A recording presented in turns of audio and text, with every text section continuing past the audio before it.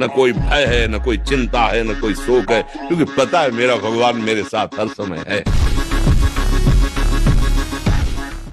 तुम्हें ऐसा मजबूत तैयार होना कि किसी की प्रशंसा और किसी की निंदा तुम्हारे कदम न रोक पावे, असफलता भी तुम्हारे कदम न रोक पावे।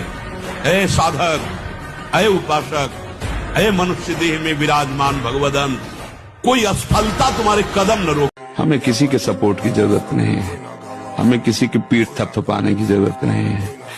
तो हम तुम्हारा सपोर्ट कर रहे हैं, हम तुम्हें शाबाश कर रहे हैं।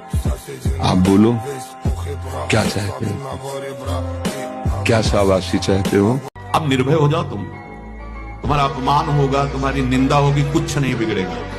अब आगे बढ़ूंगा, नहीं रुकूंगा, कुछ भी हो जाए, प्राण चले जाए, सभा में अपमान हो जाए, तो भी मैं रुकने वाला नहीं। समझ रहे? ताकत रहेगी तो सारे रिलेशन अपने आप रहेंगे, कोई कहीं नहीं जाएगा। ताकत खत्म, रिश्ते खत्म। अगर सिंह का बच्चा भेड़ों के बीच में फंस जाए तो भेड़ नहीं बन जाता, वो सिंह ही रहता है।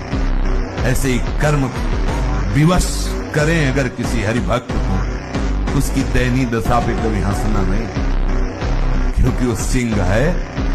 आज थोड़ा दिखाई दे रहा है केवल, वो ऐसा छलांग मारेगा जैसा कर्मजाल एक सैनिक।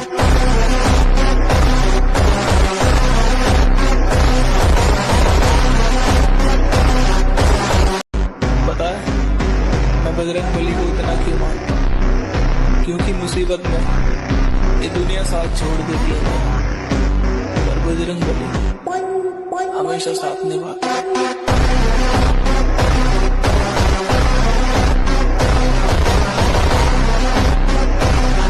पर आत्मविश्वास कम हो जाना नहीं होता है, ये कायर पुरुष का लक्षण है।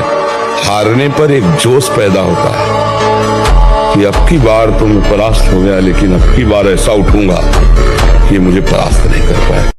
बलवान दूसरों के आगे घुटने टेकने के, दूसरों को घुटने टेकवाओ, इतने भजन करो, इतना तप करो, इतने नियम में रहो, दूसरा तुम्हारे सामने झुके, तुम्हें झुकने की जरूरत।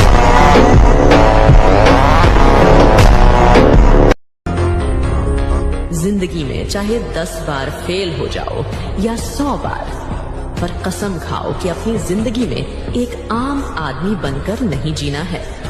उदास होने के लिए उम्र पड़ी है, उठो, संघर्ष करो। जैसे कोई बलवान आदमी किसी महाबलवान के चक्कर में फंसकर दब गया हो, अब अंदर अंदर वो अमरस से भर रहा है कि एक बार मैं छूट पाऊं, एक बार फिर इसका सर्वनाश कर दूंगा। ऐसे ही साधक दांती पीस कर हाथ निराश हो। मैं किसी भी स्थिति में निराश, उदास, हताश नहीं हो सकता हूँ। मैं हर कोशिश करूंगा, बाहरी और आंतरिक होगा वही प्यारे निश्चित हो चुका है। अब उस निश्चय को अगर कोई टाल सकता है, एक महान शक्ति है, रात खड़ा।